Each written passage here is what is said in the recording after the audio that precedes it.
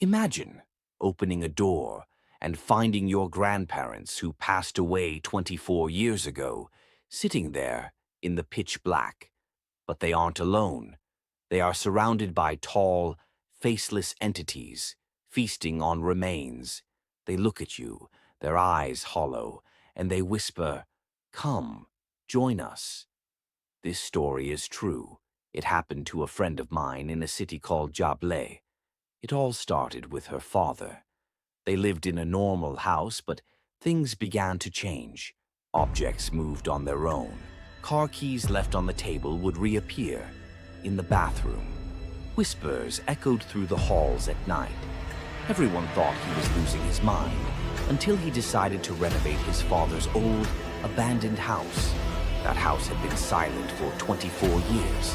He brought in workers, new tiles, fresh paint. Everything was perfect. But the next morning, the father opened the door and froze. Everything was destroyed. The tiles were ripped from the floor. The paint was gouged off the walls. The furniture flipped over. The neighbors swore on their lives. No one had entered that building.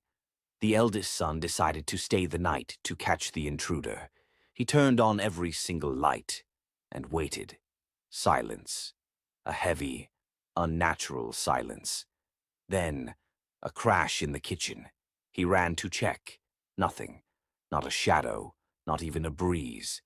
He walked back to the room, and that's when the nightmare began. Whispers and laughter coming from the guest room. The sound was getting closer and closer.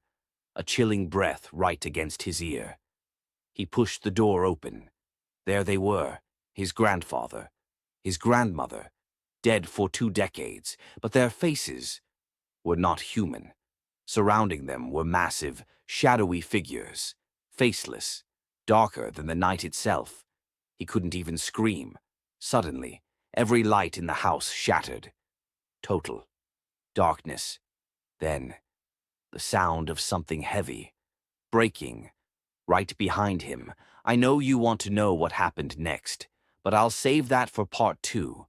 Wait until you hear what these creatures did to his brother, and why they refused to let this house be rebuilt.